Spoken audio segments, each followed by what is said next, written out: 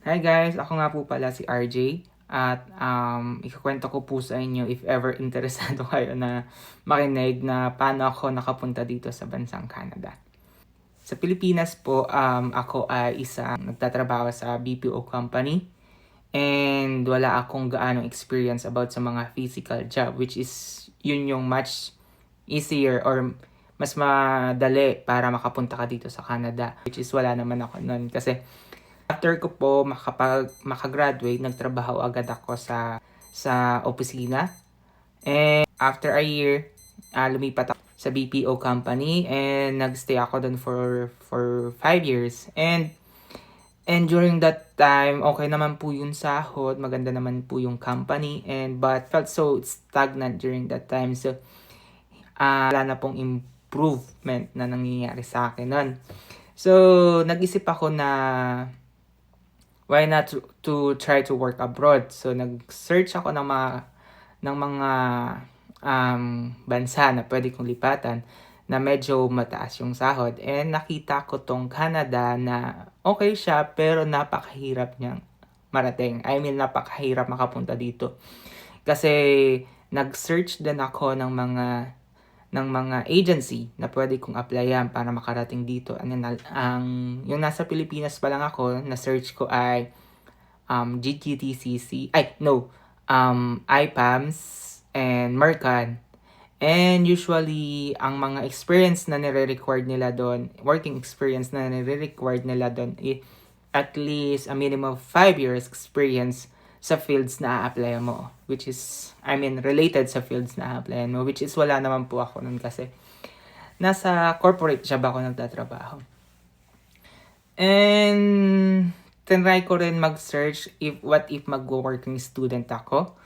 Pero napakamahal po ng magagastos. And at the same time, pag nakarating ka sa sa Canada, hindi ka full-time. You only have limited time hours na makapagtrabaho. So, hindi siya pwede sa akin kasi may pamilya akong sinusuportahan sa Pilipinas. So, hindi siya pwede sa akin. So, nag-isip ako ano ba yung mga ibang paraan. Nag-try din ako mag-apply through Job Bank. And ang dami kong sinenda ng email sa Job Bank. Yun po pala, pwede po kayong, kung may experience man kayo, pwede kayo mag-direct apply sa Job Bank, which is nagpo-post po yung mga employer or mga company dito sa Canada. Official website po yun ng Canada kung saan doon sila nagpo-post ng mga hiring nila yung mga company dito sa Canada, which is pwede po kayo doong mag-apply direct. And may mga ilan po akong napanood sa YouTube na natanggap po sila from the Philippines. Tapos, nag-apply lang sila sa Job Bank and may employer po sa kanilang nag-reply and natanggap po sila at nakarating na sila dito sa Canada. So, nag-try po ako nun and napakaraming email ang nasend ko during the time. Siguro mga thousands email. Nag-try po ako na nag-try. So, wala po talaga. Yung experience ko po kasi nun hindi po siya gaanong, So, sa office po kasi siya, hindi siya gaanong in demand din. And yun. So, nag-isip ako kung paano po ba ako magkakaroon ng experience at the same time, mas madali ang pagpunta ko dito sa Canada. So, may mga nakita po ako sa YouTube na from Taiwan, nag-cross country sila to Canada. So, yun, nag-apply po ako sa Taiwan and luckily na hired po ako doon. So, ang agency ko po, if ever interesado kayo, is Jedigal. I-share ko po sa screen yung Facebook page nila. But I am not affiliated to Jedigal po. I'm just sharing my experience to you guys po. So yun, going back, yun, na-hire po ako sa Taiwan. During that time po, nung nakarating ako ng Taiwan is pandemic. So, limited time lang po yun. Or, we are not allowed to go outside because of, kasi nga po pandemic ng time na yun. So,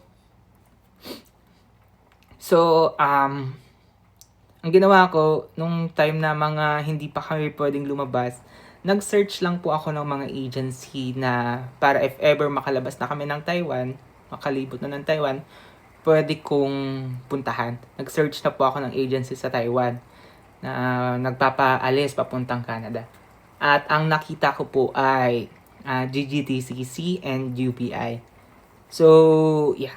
Nag-apply din po ako doon after couple of months staying in Taiwan kasi inalaw na po kaming lumabas.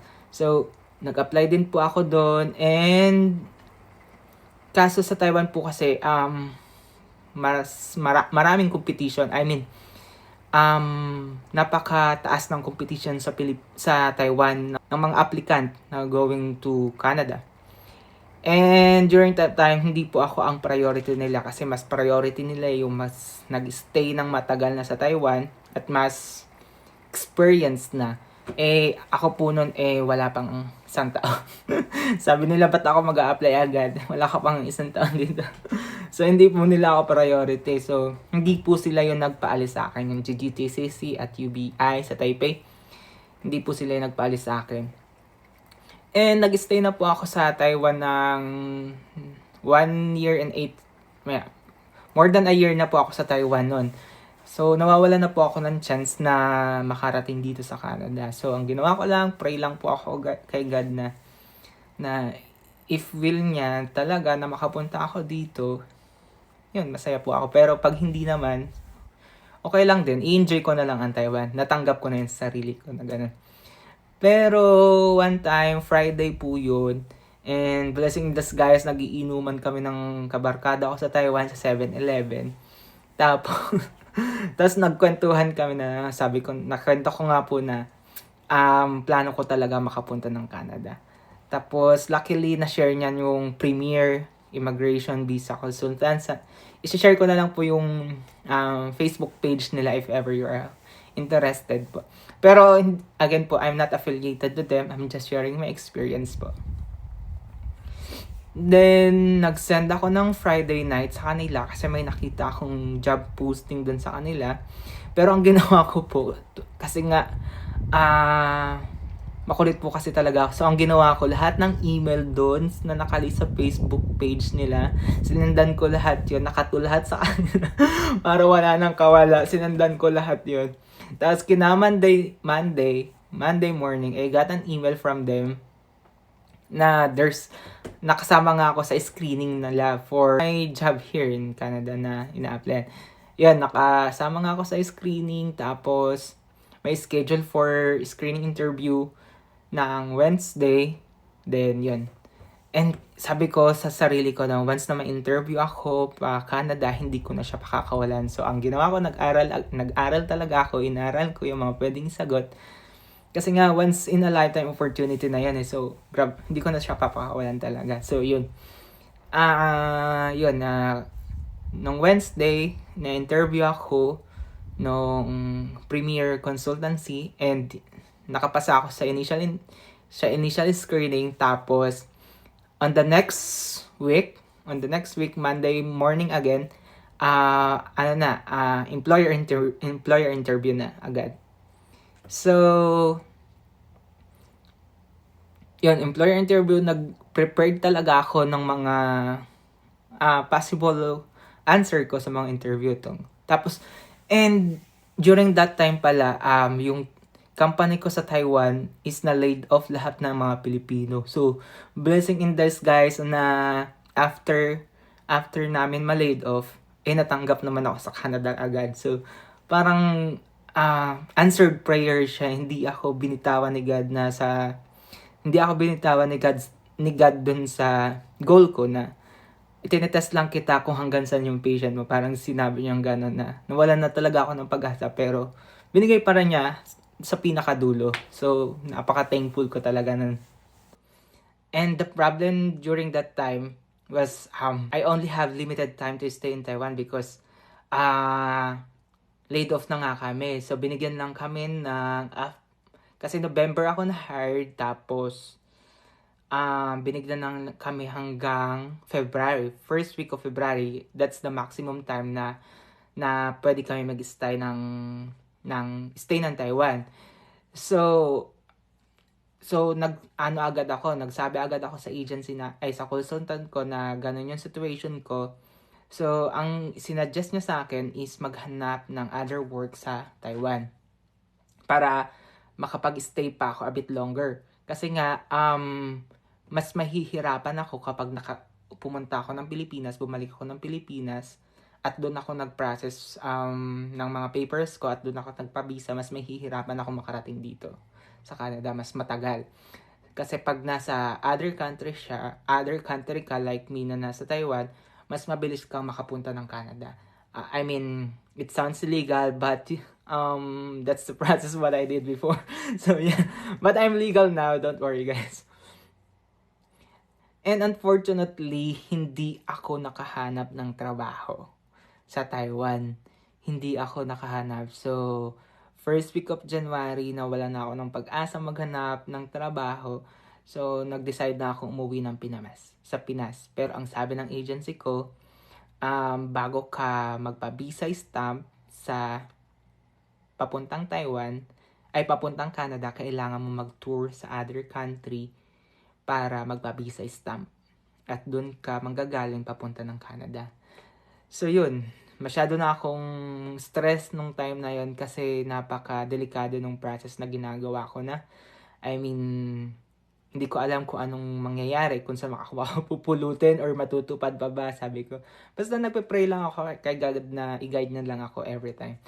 So yun, wala naman na akong choice kundi umuwi ng Pilipinas. Umuwi ako ng Pilipinas ng January, first week of January. Tapos, nasikaso ko na yung mga papers ko, nasubmit na din ng consultant ko yung everything sa IRCC. Tapos, lumabas na yung Lamia namin ng February. By the way, hindi lang pala ako mag-isa. Meron pa akong ibang kasama na nasa Taiwan. Pero yung iba, hindi ko kilala talaga. 10 kaming nasa Taiwan. Tapos, lumabas yung Lamia namin ng February. First week of February, lumabas din yung Lamia namin. LMIA. Tapos, nasa Pilipinas na ako noon. Tapos, nung March, last week of March, sinubmit nila yung application namin ng work permit application. Tapos, first week of March ulit, parang 1 week lang, lumabas na yung work permit namin agad. Ako at yung kasamahan ko sa isang company, same company kasi kami, sa Taiwan, parehas kaming mabilis yung paglabas ng work permit. So, lumabas agad yung work permit ko noon, nung first week of April. So, kailangan kong, kasi pag labas ng work permit, kailangan mo magpa-visa stamp within 30, may visa request stamp na rin yun, within 30 days, kailangan mo magpa-visa stamp nun. Pag nag-exit ka sa 30 days, hindi na pwede. Kailangan mo doon within sa 30 days. I'm not sure if hindi na pwede or pwede pa. Basta sabi lang doon, within 30 days, kailangan mo magpa-visa stamp. So, in-inform ko na yung consultant ko. Tapos sabi niya, ayun, mag-book ka na ng ticket. Kung saan mo gusto pwedeng mag-tour. At doon ka magpa-visa stamp. So, natatakot ako during that time kasi nga, wala akong trabaho. Kasi nga unemployed ako. Wala akong trabaho, na-laid off ako sa Taiwan. So, bumalik ako ng Pilipinas, wala akong trabaho nun. So, hindi ko alam kung ano ang isasagot ko sa immigration officer. Maswerte na lang kasi may business kami nun sa Pilipinas. And nung January din, renewal ng mga business permit, ng lahat ng permit, basta renewal nun. And yun, pinangalan lahat sa akin yung isang store. So, maganda na lang at may na-present ako sa immigration officer na ito yung source of income ko. May business ako dito. So, yun. Nakalabas ako ng April katapusan. Basta April katapusan. I'm not sure the exact day. Labas ako ng Pilipinas. Ayun yun, reason out ko sa immigration na meron kaming business. Kaya magtutour ako. By the way, bumalik ako ng Taiwan. Doon ako nag-tour kasi mas kabisado ko yung lugar. Mas mabilis sa akin makapunta sa kung saan. So, bumalik ako ng Taiwan noon. Tapos, yun, sobrang kabado ko. Pagkarating ko sa immigration, okay naman, smooth naman sa Pilipinas. Pero pagkarating ko sa immigration ng Taiwan, parang hinold ako ng saglit. Tapos, pinapunta nila ako sa office nila nung immigration.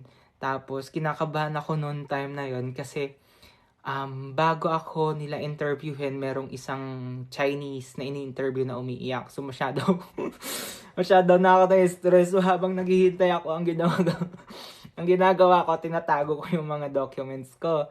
Parang hindi nila ma-check. Pero yung turn ko naman, ang sinabi lang sa akin ng immigration na nasa office, don't overstay. Yun lang. Tapos pinalabas nila ako. Tapos yun, nagpa-visa stamp na ako kasi limited time lang yung stay ko sa Taiwan. Kailangan ko agad makuha yung visa ko, ay yung passport ko na may visa. Kailangan mabalik nila yon. So, at ang sabi dun sa na-search ko nung bago ako pumunta dun, 7 days lang may babalik na yung visa. So, kailangan ko agad maipasa para maibalik din sa akin. So, nag-stay ako sa Taiwan ng less than 1 week. Kasi naibalik din naman agad sa akin yung visa ko ng BFS. Nag-text siya ng parang 5 days, 5 days lang na sinend na agad ready for pwede nang kunin yung visa ko. So after ko makuha yung visa ko, yung passport ko na may visa doon sa BFS, in-inform ko agad yung premier, yung consultants na ready na ako para pumunta ng Canada. Tapos, right after, binigyan nila ako ng ticket. Binigyan nila ako ng ticket. Tapos, kinagabihan, punta na ako dito sa Canada. Tapos, in-inform na nila yung employer ko na magsusundo sa akin dito. At yun yung journey ko, paano ako makapunta dito sa Canada. And, sa ngayon, hindi ko agad siya naikwento sa inyo kasi hindi ko naman sure kung may makikinig. Naka-stay na ako dito ng 2 years na dito sa Canada, and right now, our company is, the premier also, they are processing my extensions for another 2 years. And yeah, my job here is really, it's physically demanding. So it's really hard. So you have to be prepared before you planning to go here in Canada. So yeah. And that's it. Hopefully you get an information from me. And yeah, ako yung sa Pilipinas na walang gaanong experience about the physical job, na nagtatrabaho sa corporate world, na nakarating dito sa Canada na walang related work experience sa ina-applyan, pero nagawa ko pa rin basta tiwala lang talaga sa Panginoon. Yun lang. Thank you.